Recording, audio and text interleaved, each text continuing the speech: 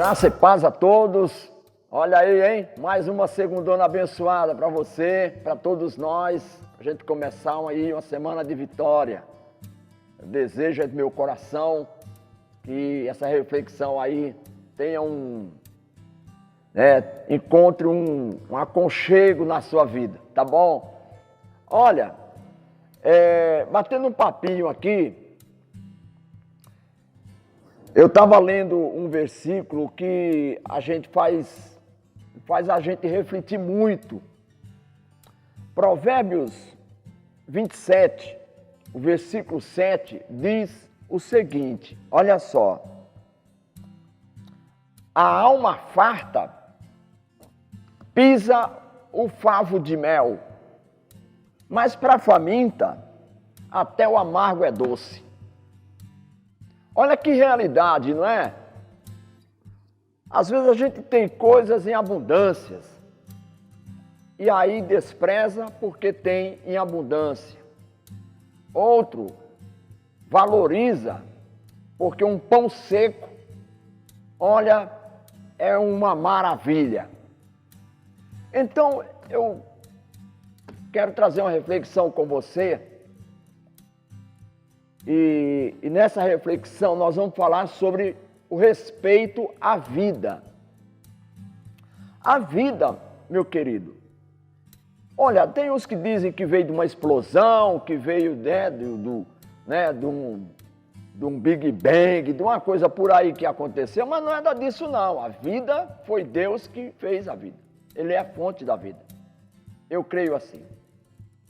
E no Gênesis capítulo 7, no capítulo 2, versículo 7, diz o seguinte, olha, eu vou pela palavra, diz assim, ó, versículo 7, então formou o Senhor Deus ao homem do pó da terra, ele soprou nas narinas o fôlego de vida, e o homem passou a ser alma vivente.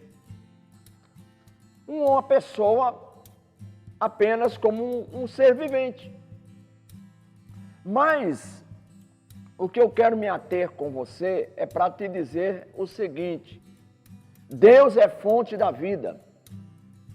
E por Ele ser fonte da vida, nós temos o privilégio de estar gozando dessa fonte da vida, que é a nossa vida, o nosso respirar, a nossa alegria, o nosso transbordar, a nossa superação.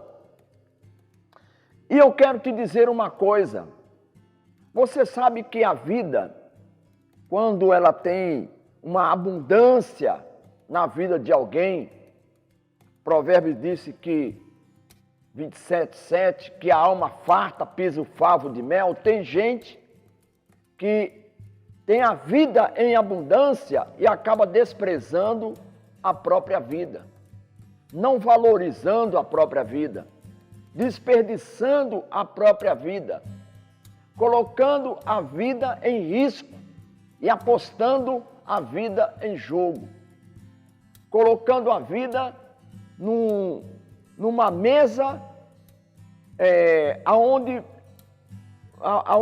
o azar ou a sorte leva aquela pessoa para uns caminhos que não são caminhos de Deus. E eu vejo uma humanidade hoje, uma humanidade caminhando para algo tão perigoso, tão perigoso. A vida, ela é o bem maior da humanidade. Não existe um outro bem maior da humanidade do que a própria vida.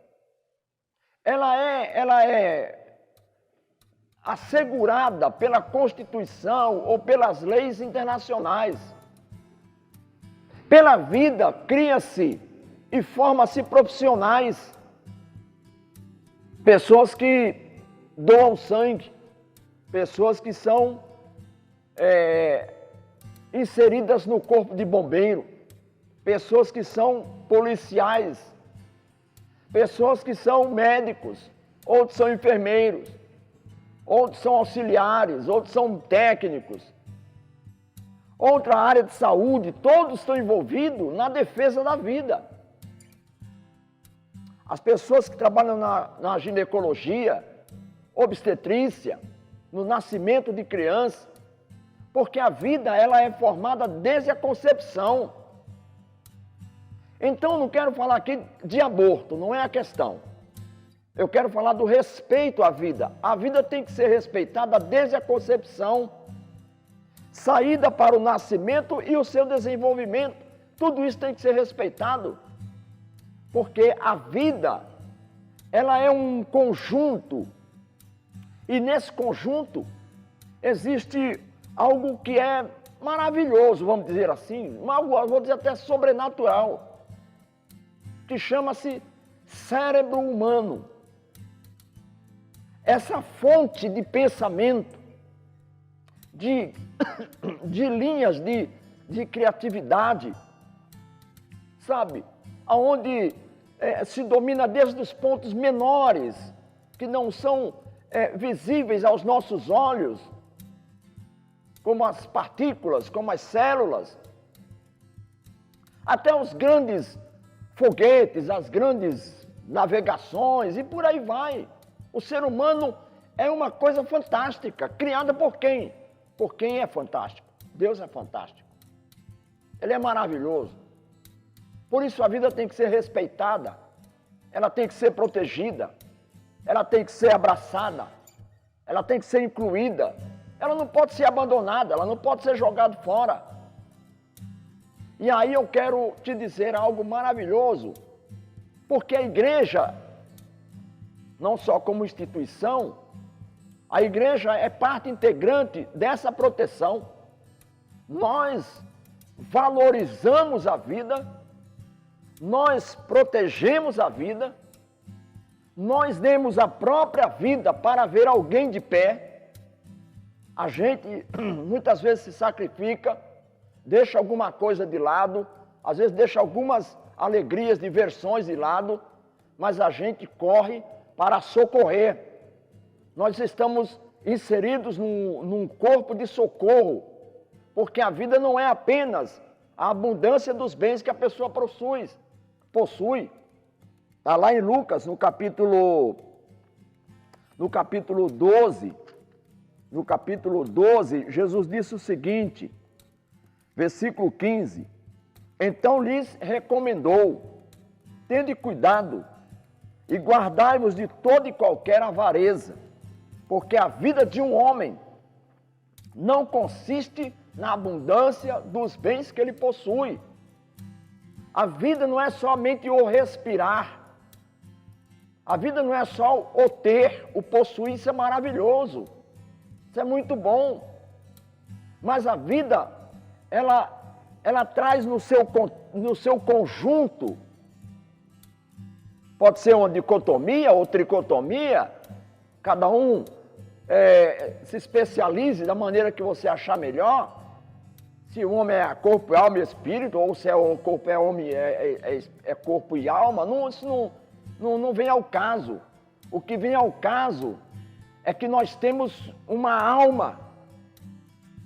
Jesus, ele não se levantou lá naquela cruz e abriu os braços para um lado, abriu para o outro, deu a sua voz, o seu brado, tetelestai, está consumado, por causa, às vezes, de um vício de alguém. Não é isso. Ele deu porque ali foi a maior manifestação de valorização da vida do ser humano. Um homem, ele deu a vida pela vida da humanidade. Então essa vida, ela precisa ser valorizada. Foi colocado num caniço, um isopo, contendo vinagre. E quando ele disse que tinha sede, o soldado foi lá e colocou aquele pedaço de caniço na sua boca para ele beber o vinagre. Ora, tudo isso precisa ser valorizado, porque a nossa vida não é só o conjunto que a gente vive no dia a dia. A vida vai muito além, porque ela não para. Quem deu a vida não extinguiu. A vida ela não para, ela continua. Valorize a sua vida. Valorize a sua gestação. Valorize a criança que você gerou. Os pais valorizem os seus filhos. Coloque os seus filhos no maior patamar que você possa imaginar. Valorize. A igreja faz isso. A igreja como instituição, ou a igreja sem institucionalidade, mas ela precisa se dedicar à proteção da própria vida. A vida é o bem maior. Eu nunca vou parar de falar isso. A vida é o nosso bem maior. Precisa ser valorizado. A vida precisa ter sentido. Uma vida sem sentido, sabe o que as pessoas fazem?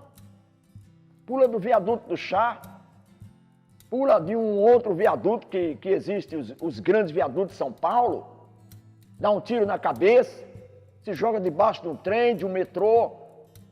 Sabe, então, por que fazem isso? Por causa, às vezes, do desespero, por causa de uma frustração, por causa de uma saída que não foi vista. Então, essas pessoas, elas acabam entrando num período de depressão muito profundo. Aí, meu amado, eu quero te dizer uma coisa. A vida precisa ter sentido. Quando a vida tem sentido, ela tem objetivo. Quando ela tem objetivo, ela precisa ter motivação. E tudo isso vem num corpo de linguística. Por isso eu te digo uma coisa. Se a vida ela vem de uma linguística de motivação, use a linguística que você tem e incentive. E pega a pessoa, em vez de você diminuir, aumente, exalte, coloque ânimo. Mostre que aquela pessoa tem capacidade. Mas não faça o contrário. Por quê? Porque a nossa palavra, a nossa boca é uma linguística. Então valorize. A pessoa errou, vai lá, levanta. Errou de novo, levanta de novo. Mostre a capacidade, porque cada um tem a sua capacidade. Então, meu amado, eu quero te dizer, nós estamos vivendo num mundo onde a vida em abundância está sendo pisada.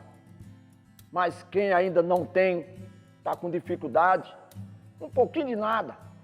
Olha, é um favo de mel, é algo maravilhoso, a pessoa valoriza, sabe? Então, se você tem vida em abundância, continue, mas não menospreze quem não tem, tá bom? Minha palavra é essa, Deus abençoe, em nome de Jesus. Fique na paz.